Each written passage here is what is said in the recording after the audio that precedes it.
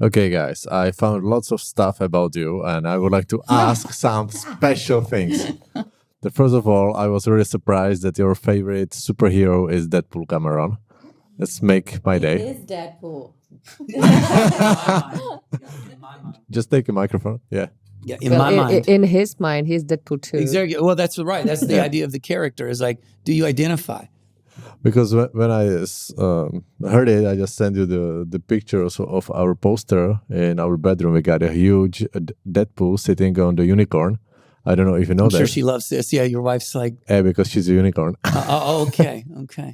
Well, there's a study that was done that said that people who are sarcastic have higher levels of emotional intelligence. Do you know the word sarcasm? I saw it on your Instagram yesterday. Yes. Yeah, I just shared that story. And that's, to me, that's Deadpool's entire character is sarcasm. Everything that he sees in the world, he has this banter, this wit, this ironic perspective on. And I think that's the idea of the character. Okay, but Deadpool, he also loves the parties and everything around. And I found that you used to be as a bodyguard of Charlie Sheen, and is the other superhero. So if you can another share superhero, yeah, Tiger Blood Charlie. When I was young, I had the I don't know if it's luck. We'll call it. I mean, but I'm a pretty. I'm pretty good at Opportunity. I'm an opportunist, so I created that opportunity. I did luck into it in some ways as well, but when I was younger, I was just more ambitious, and I found myself one day in front of Charlie and in a conversation with Charlie, and I offered him. I said, I would love to teach you, my work, what I'm doing, if you'd be interested. And he was, and well, actually, he asked me to demonstrate a few things for him, and I did, and he was impressed with what I showed him. And he invited me to come live in his home. He had a guest house that was in front of the pool, and then he had his main house, and I lived in the guest house and trained him and traveled with him. I became his I was sort of like a bodyguard / personal trainer / liaison. I basically just traveled with him and provided a number of different services. He liked that too, because I was not like some big guy that drew attention. You could walk around with a 6'6", 400-pound guy, but or you can walk around with somebody that's smaller and less obvious, and you can just be less, overstated, and then you can just sort of blend in. Just good when you're somebody like Charlie Sheen. So many people know him. It's you can't just go out and have a normal life. So the less obvious, the better. So we had quite a run together. Yeah, I spent a lot of time learning the lifestyle of a bachelor, multimillionaire, entertainer, an artist, actor, which is a very, and by one who loves to indulge in life at its fullest. Charlie was a collector of art, memorabilia. He loved wine. He loved drugs. He loved women. He loved fashion. I mean, Charlie just was a very complex and interesting, human being, as really all humans are in their own way. Are you still in the contact, or is just No, I haven't talked to Charlie. I actually talked to Chris Tucker, who is, we did Rush Hour together, and Charlie and I met Chris because of Charlie. Charlie, one day we were playing some baseball, and he invited Chris to come play. And Chris and Charlie had done a movie together called Money Talks. And then Chris and I met, and we became friends. And he hired me for the Rush Hour series. But that's how we knew each other. And I talked to Chris the other day. Chris said he talked to Charlie. Charlie was doing really good, and he was well, that they had spoken. And I considered reaching out to him, but I just, it's been a lot of years, and I haven't felt, like that it's necessary, because this was in the sort of the height of his drug addiction. So, sometimes you just have a chapter with a human, and it's closed. And sometimes, you want to reconnect, but it's just in some ways in order to maybe just reminisce. It's like looking through a photo album together in a way, but you're not going back we're not going back to a friendship where we're going to see each other. Because I don't even like LA, and I wouldn't even go. So. I got it. Okay, so the next question is your favorite book, your favorite fighter, and then I have lots of questions on you, Melanie. I think that Veronica too. Okay, So, what's your favorite book? My favorite book would probably be. I mean, if I had to recommend a book philosophically for a young man, I don't know if I think it applies to women as well, but it's Siddhartha by Hermann Hesse.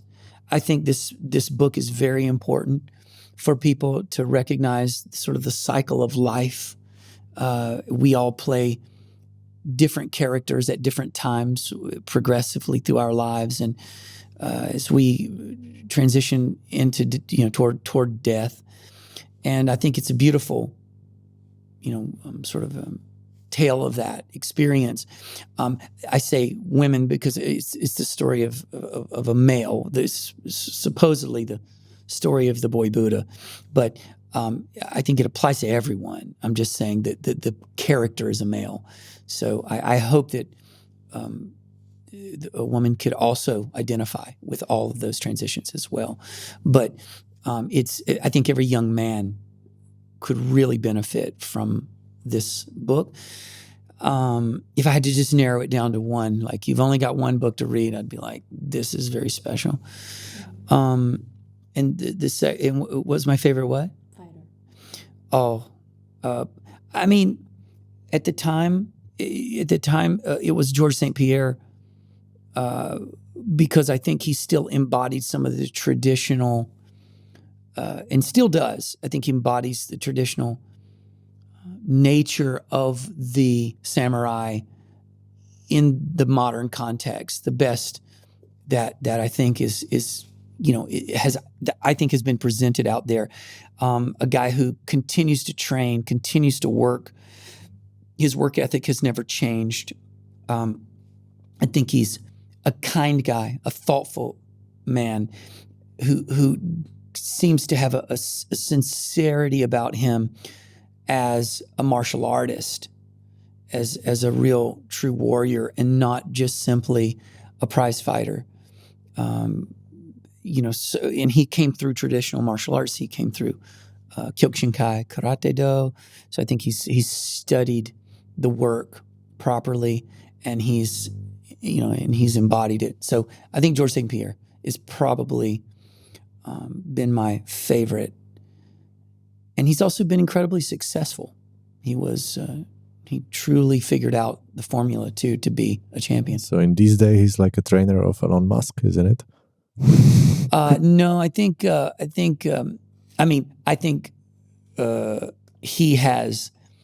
he shows up for all kinds of fun things with all those guys. It was a joke. No, but you're not wrong. No, but you're not wrong. I mean, I think he's probably done some work with those guys. Obviously he works with Donaher, with Gordon Ryan, those guys. He's been with those guys for a long time, under that school. So he's been around for a very long time, and he's been I think he was a great example, and I wish there were more of him out there. I think that he still is. And so thank you very much. Melanie, I would like to ask you, because something that I don't understand.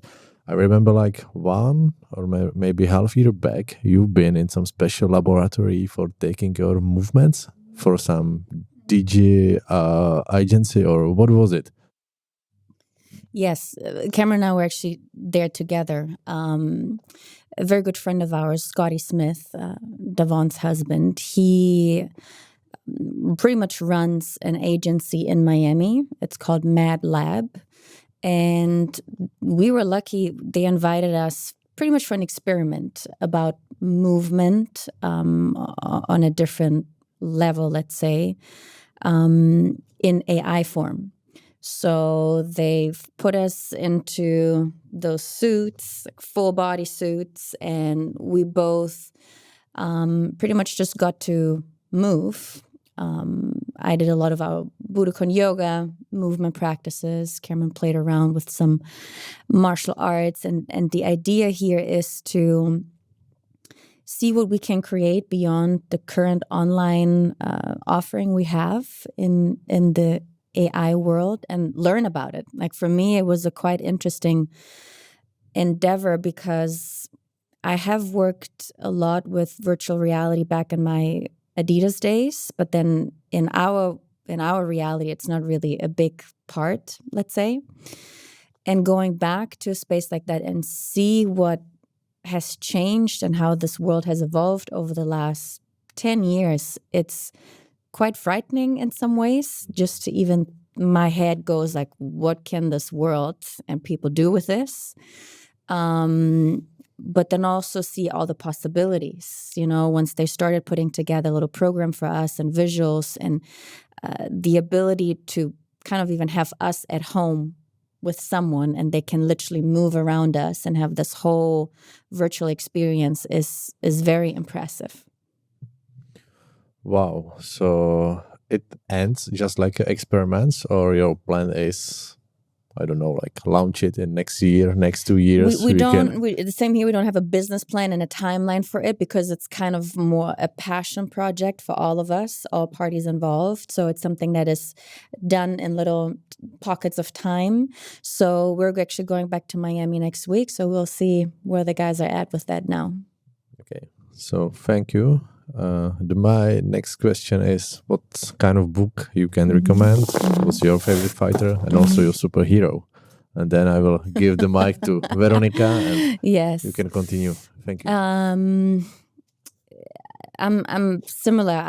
I love reading. I've read many novels and I used to love thrillers when I was younger, but I would say a book that was very impactful in my life and that I keep coming back to and it has opened up a lot of work for myself is Women Who Run with Wolves. And I've run a book club about that last year. And I think for me, I also would say it's impactful because it's the first book I have really dissected mentally, emotionally, and verbally in conversation with others on a very personal level.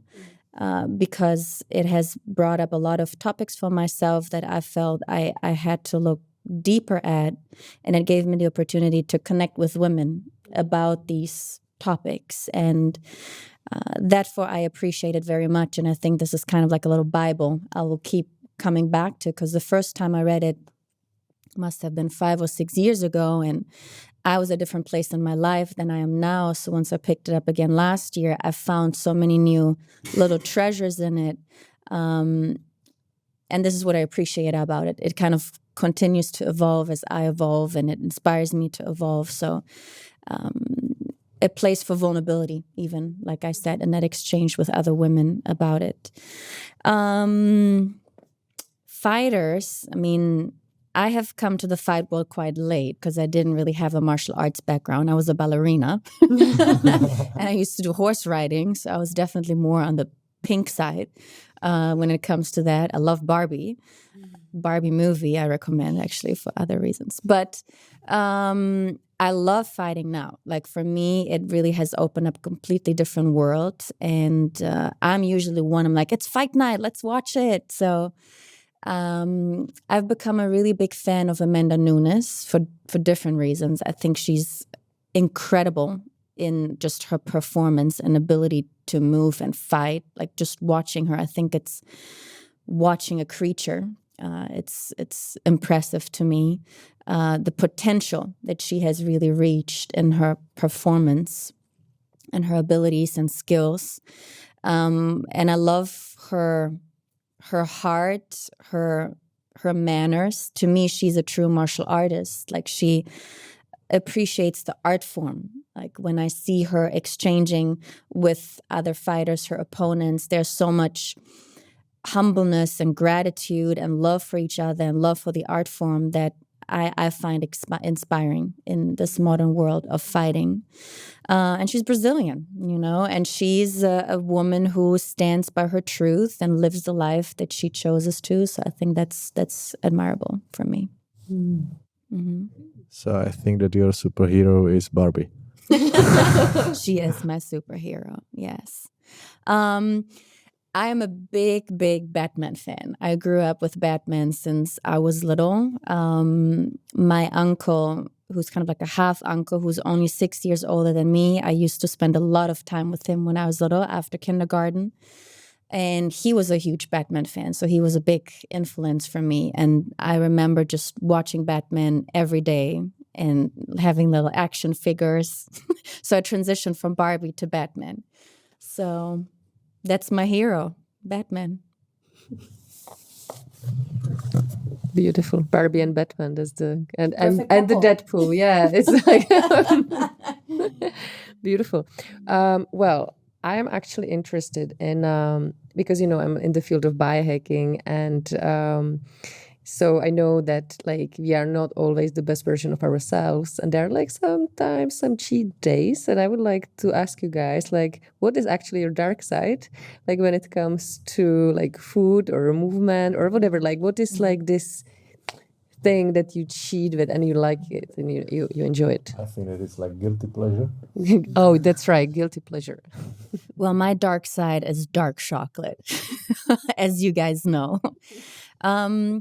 I have really reframed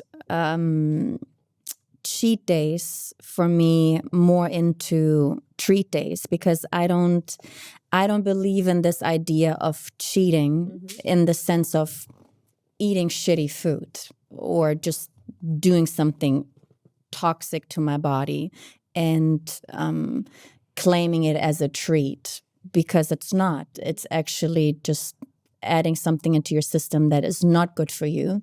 So guilty, yes. Pleasure, no, I would say. So for me, I love treats. I'm definitely a lover of chocolate, but I also love dough.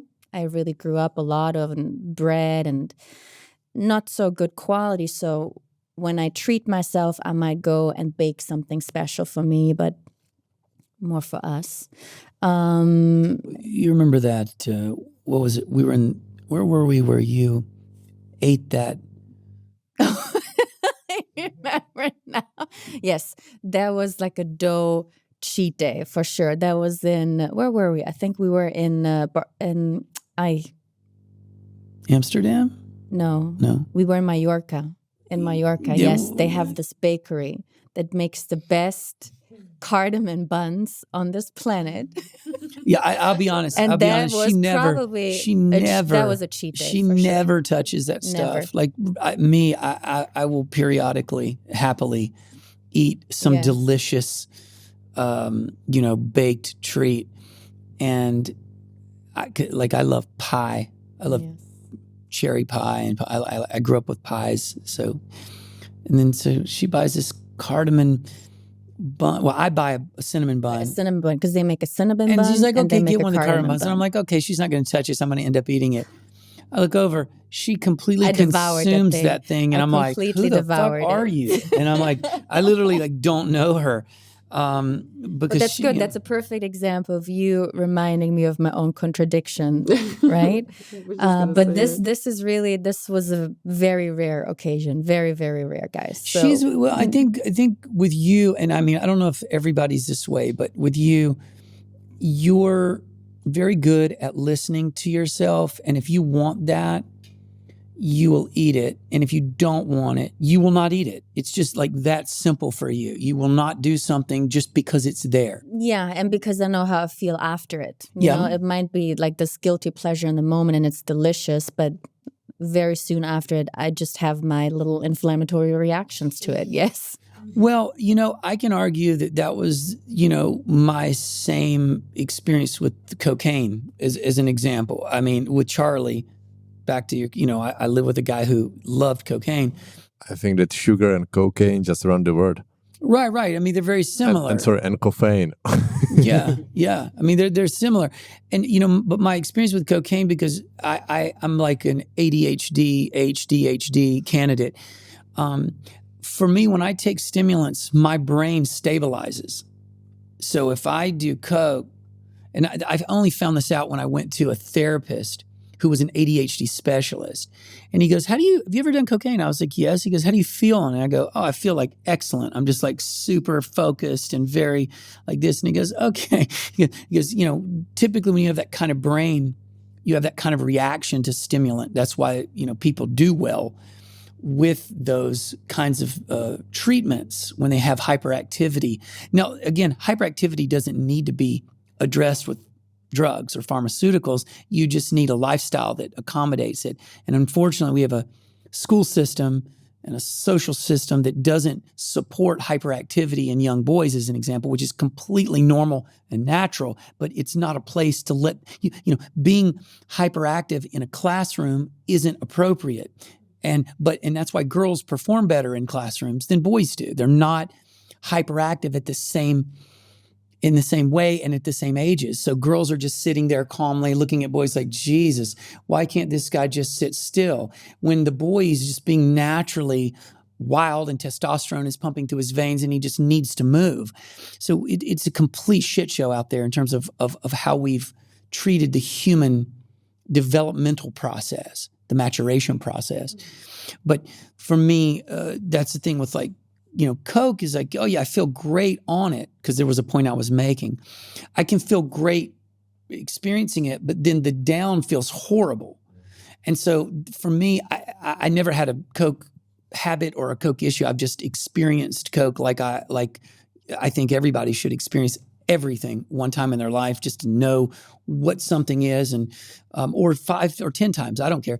But the point is, to know what you feel like afterwards. What is the payoff? Like, what's the cost of doing business with this? What is the what are you going to have to exchange? And I don't like the exchange. I love feeling like that and clear and done, but I don't like the feeling of coming down and returning back to whatever.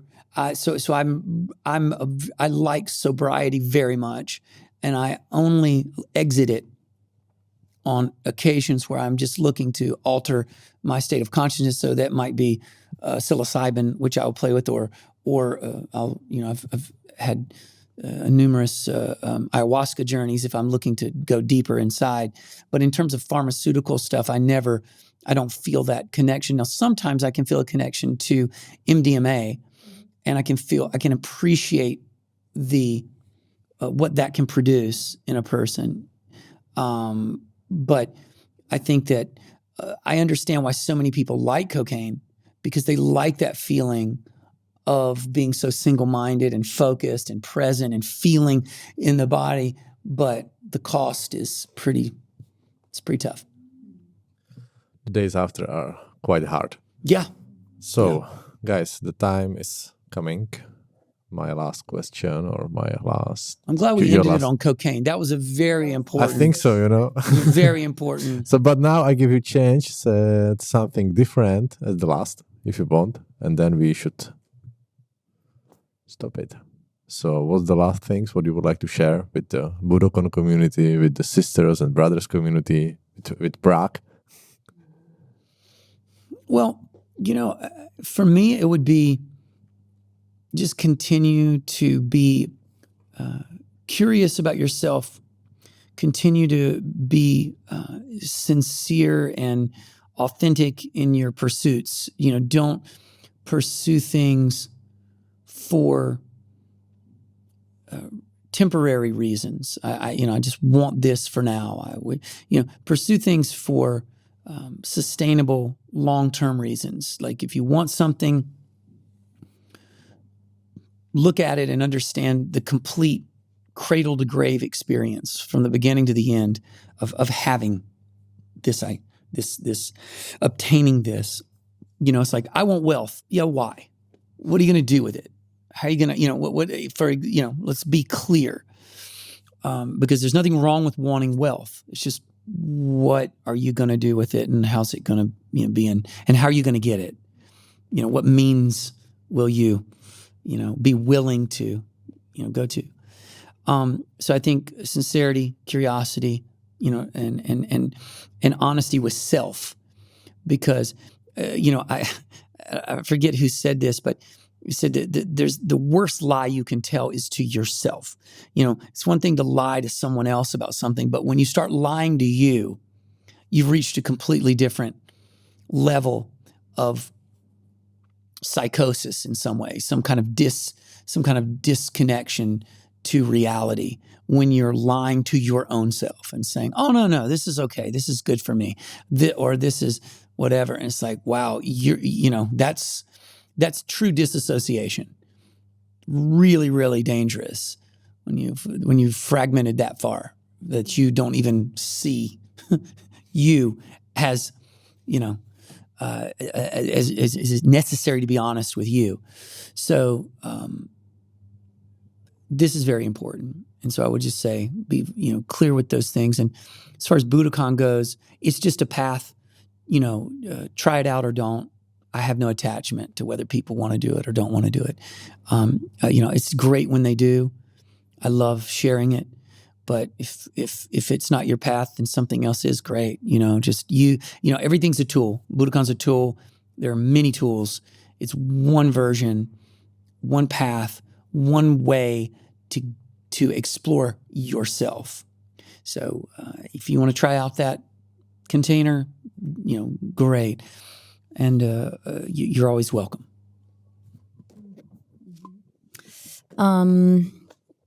Very much in line with what Cameron says about investigation of self, like continuing that journey in the sense of always asking myself what my why is, what is motivating my choices. On a really deep level, right? Because we can remain superficial and we can, like he was even saying, renegotiate reasons or find reasons to make something work for us. But yeah, in that space, being curious and courageous, this is something one of my teachers always kind of ignited. He's like, remain curious and courageous on your path. And that stuck with me because I feel like that is for me even this combination of the yin and the yang, masculine and the feminine, the warrior. So that to me then also translates into authenticity, which is something that we talk about a lot too, and a study that Cameron actually read to me a few weeks ago about the highest frequency we can experience ourselves and each other is when we are authentic. So that even brings me to why I feel like, are here with you guys, because our frequencies align in that way. And you were bold enough to reach out to us and be like, hey, you guys want to come to Prague? And he was like, where is that? I'm like, Prague is in Europe. That is not true. I did not say where's Prague. But you've never been to Prague. I had Let's never leave it been at to that. Prague. And I was like, let's go. I think this is a great opportunity. It's an invitation, which is always something that is very dear to me when someone is like, I think this here make sense. And I feel like it does, just looking at how many people are going to come and experience it and try it out. Again, with no attachment of this being a once-in-a-lifetime experience, as something that evolves as a relationship.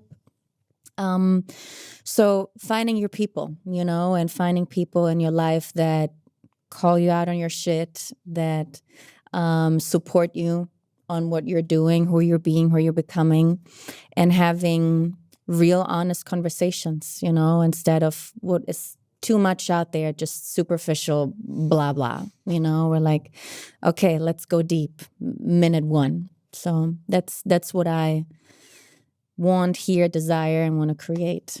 So thank you for having us for that. Thank you for being here. It's really a pleasure, and for me, it's really, really, really an honor to download your energy and like just to see who you really are, because like obviously like on the online world you look, in some way, and but like I was really looking forward to meet you in person and just to see and just to feel you. Mm-hmm. And yesterday when we had dinner, I was like, we were going home and I was like, oh my God, they're so great, So I was really happy that exactly this authenticity I can feel, that you really live what you teach. Mm-hmm. And you can feel it. You can't like just make it up. So thank you so much for this, and thank you to you, Johnny, that you are actually making this all happen and connecting, all these like brothers, sisters, the woman, the man, and Budokon. And, without you, it wouldn't be. So thank you so much. And thank you for being you. Thank you for being authentic. And, you're really a big inspiration for me. So thanks. And thanks I can sit here with you guys. It's beautiful. Thank you. Thank you very much for your speeches. I was really afraid of having the first podcast in English because I think that I wasn't good enough, and the setting mindset that everything is wrong. But I think that you will understand it. If not, just write us. We will make subtitles there.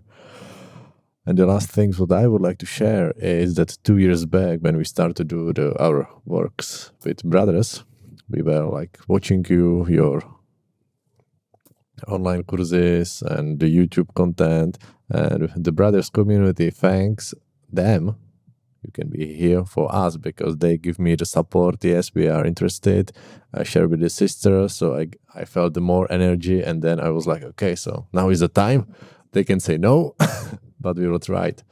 So I thank you myself that I allow it to do it, and thank you for your time, for your present, and let's go to enjoy this day and both workshops. So thank you very much. Thank you, brother. And we are grateful to you guys so much. Obviously you having us here has been a tremendous opportunity for us that you have created. So we're very grateful to you guys. You're wonderful hosts, very kind human beings, very, very thoughtful, considerate, incredibly organized. I celebrate your high level of organization, and I know I speak for Melayne and I both when I say that we're equally as grateful to you guys for all that you've created to have us here. So I cannot express again enough of the gratitude that we feel when you come somewhere and you're you're treated with so much love and care. It makes a wonderful, experience for us. So thank you very much.